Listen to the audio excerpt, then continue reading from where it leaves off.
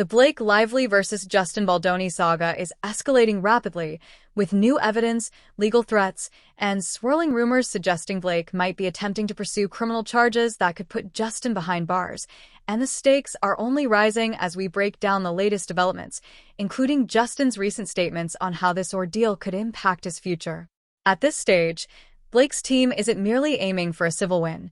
They appear to be exploring criminal avenues as well, meaning potential jail time for Justin, which significantly raises the tension and public scrutiny surrounding the case. To understand how things got here, it's important to revisit the origins. Blake's initial complaint accused Justin of inappropriate behavior on set, alleging that he improvised intimate scenes without prior discussion and made unwanted physical contact. The most notable claim being that Justin discreetly bit and sucked on her lower lip during a scene, which Blake's team asserted occurred without consent and outside the scripted material, presenting what seemed like a serious allegation of misconduct.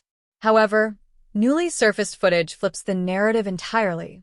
In the video, it is Blake herself who bites Justin's lower lip during filming, captured clearly frame by frame, raising immediate questions about the consistency of her claims and prompting widespread skepticism over the alleged impropriety. Blake's team attempted to control the fallout with a statement, insisting that Justin and his lawyer hoped the release of the footage would preemptively mitigate the damage, while simultaneously describing the video as showing Justin allegedly leaning in repeatedly, attempting to kiss her, touching her forehead, rubbing his face and mouth against her neck, flicking and caressing her lip, commenting on her scent, and acting out of character, all allegedly without prior discussion or consent, and emphasizing Justin's dual role as co-star and director, effectively her boss and the studio head. They also claimed that Blake leaned away at times, asking the characters to just talk, and suggested that any woman who has experienced workplace harassment would recognize her discomfort. Yet, the disconnect is striking. The footage depicts Blake engaging in similar actions herself, undermining the credibility of her claims in the eyes of the public, who notice the apparent hypocrisy immediately, much like watching someone profess hatred for spicy food while enthusiastically eating ghost peppers on camera. The legal ramifications of this footage remain uncertain. If Blake pursues criminal charges for unwanted physical contact while the evidence clearly shows her performing the same actions, her case could face major complications, potentially weakening her position in both civil and criminal contexts.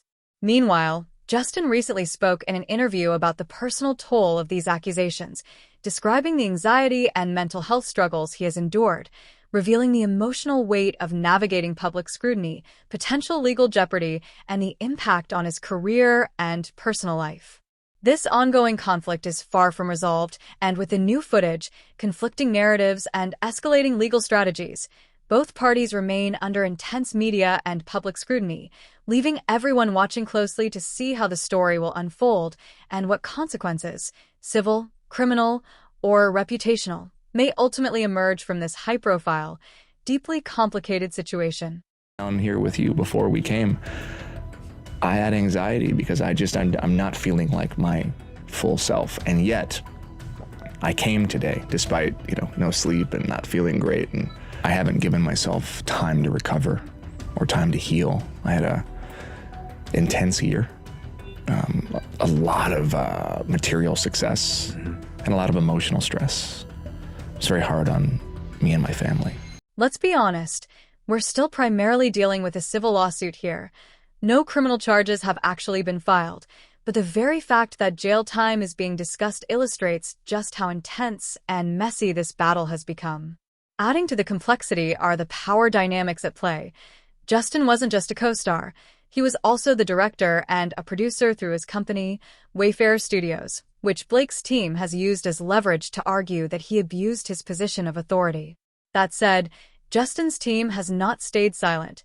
They fired back with serious counterclaims, asserting that Blake made unreasonable demands and threats, claiming that she and her representatives issued categorically false accusations against Justin, Wayfarer Studios, and their staff.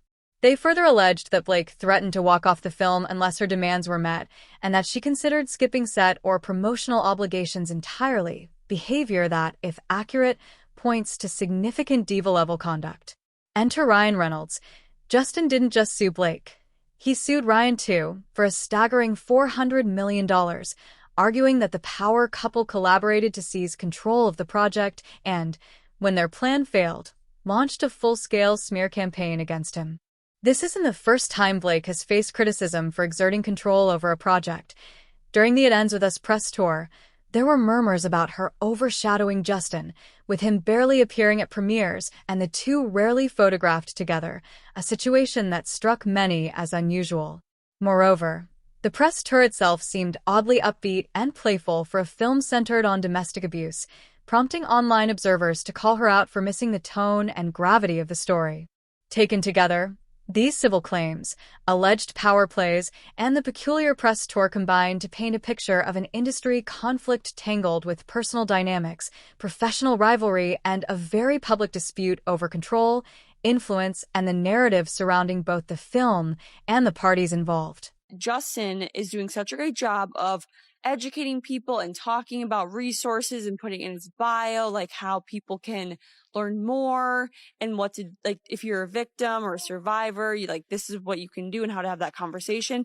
And Blake's over here, like, making jokes, telling girls to, like, wear your cute floral dresses and go to the movies, and, like, promoting her hair care line. Not once, like, talking about domestic violence. Just like, why are you not, like, why are you being so tone deaf and not speaking? What's truly wild is that during press events for It Ends With Us, reporters were explicitly instructed to keep questions fun and lighthearted, avoiding any mention of domestic abuse, the very subject of the film, which left many scratching their heads. Meanwhile, Justin was essentially absent from the spotlight, with press told not to ask about him, creating the impression that he had been erased from his own movie. Behind the scenes, according to Justin's team, tensions were boiling. Blake and Ryan were allegedly pushing for greater control over the film, and when their demands weren't met, they reportedly reacted aggressively. In response, Justin hired crisis manager Melissa Nathan, known for working with high-profile clients like Johnny Depp, highlighting just how serious the situation had become. Blake, however, claims in her filings that the crisis manager's involvement was part of a coordinated, well-financed retaliation scheme designed to damage her credibility, alleging that content was strategically created, planted, amplified, and boosted to discredit her. Justin's team disputes this, arguing that the crisis manager was brought on solely because Blake threatened to sabotage the film unless her demands were satisfied, turning the scenario into a high-stakes case of he said, she said, with millions of dollars and reputations hanging in the balance. The latest development centers on the judge's upcoming decision regarding whether key evidence, including text messages and depositions, will be made public, while Blake's team is aggressively pushing for a protective order to keep this information private. Legal commentators have criticized this approach, pointing out that Blake previously went public with her accusations, allegedly leaking details to the New York Times, and it is inconsistent to now insist on hiding the evidence from both the public and Justin's legal team. Speculation abounds that some documents might involve communications with other celebrities, possibly even Taylor Swift, which could explain why Blake is so determined to keep them sealed. Beyond the Blake-Justin dispute, the drama extends to Anna Kendrick, who previously worked with Blake on A Simple Favor in 2018.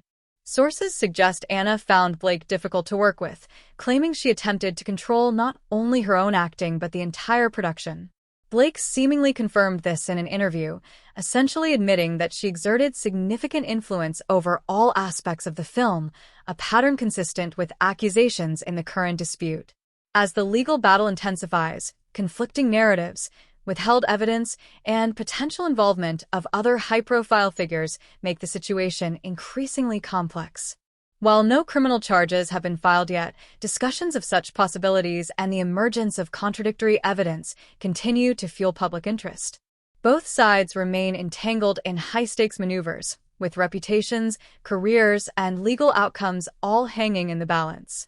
The upcoming judicial decisions on evidence disclosure, combined with the ongoing media scrutiny and revelations about past behavior on other projects, underscore just how tangled and high-profile this conflict has become, leaving everyone watching closely to see which side will gain the upper hand, how the public will react, and what long-term consequences might emerge for Blake, Justin, and anyone else indirectly involved in this unfolding Hollywood saga. In other words, acting alone wasn't enough for Blake. She wanted control over every aspect of a project. At a Forbes event in 2022, she admitted feeling unfulfilled by simply following direction, revealing that when discussing a role, she pretends to be just the actor to land the part, all while secretly planning to take over additional elements of the production. That I was able to offer that. And sometimes I would have people who really resented that because they were like, we just hired you to be an actor. Yet when I went in the meetings, I would just seem like I'm just there to be the actor and ready to get the gig. I wouldn't reveal that I actually need to have authorship in order to fill. Blake even admitted that producers and directors have resented her for overstepping, calling her approach a bait and switch, which means she literally acknowledged using that strategy herself. These aren't interpretations. These are her own words. Now, Blake and Anna Kendrick were slated to work together again on A Simple Favor 2, but drama quickly surfaced over billing, specifically whose name would appear first on the poster. Blake reportedly demanded top billing despite Anna having it in the first film. The dispute was eventually resolved through a compromise known as staggered billing, where Anna's name appears first, but Blake's name is positioned above hers on the right side. Of course, Hollywood being Hollywood, rumors about their feud hit social media immediately, prompting director Paul Feig to step in with damage control, tweeting that the speculation was total BS, that the movie was finished, and urging fans not to believe what they read online. Yet, actions often speak louder than tweets. When Anna posted about the sequel on social media, her comment section filled with backlash from fans refusing to support any project involving Blake, showing how her reputation had become toxic enough to impact others' careers. Sources close to Anna claim she believes Blake owes everyone an apology, with Anna reportedly fed up and unwilling to let the film suffer because of Blake's personal issues. Meanwhile, Justin Baldoni has faced serious repercussions of his own. He lost an award from Vital Voices, a women's empowerment organization, shortly after Blake's accusations emerged. For a director whose work focuses on domestic abuse and whose public image is built on being a feminist ally, losing that recognition is a significant professional hit. At its core, this lawsuit revolves around power and control. Justin went all in with a $400 million lawsuit against Blake and Ryan Reynolds, with his lawyer alleging that the power couple spread doctored information to the media, aiming to manipulate public perception. Meanwhile, Blake is aggressively pushing for a special attorney's eyes-only order, which is highly unusual. Essentially, she wants to sue Justin without letting him see the evidence she intends to use against him, a strategy that reads as, "I accuse you, but won't show you how." The irony here is that it ends with us, a story based on a book that sold 6 million copies and a movie that grossed $350 million, was intended to shed light on abuse and help survivors. Instead, the celebrity power plays, legal maneuvering, and public feuds have overshadowed the film's message, leaving the story itself buried under the fallout. The focus has shifted from the narrative of abuse to Hollywood dynamics, who has power, who controls the narrative, and who benefits or suffers. Meanwhile, the real victims may be the crew who worked tirelessly on the film, the fans who loved the story, and the abuse survivors who could have drawn strength from it. Looking ahead, the next major turning point will come if the judge rejects Blake's request to seal evidence.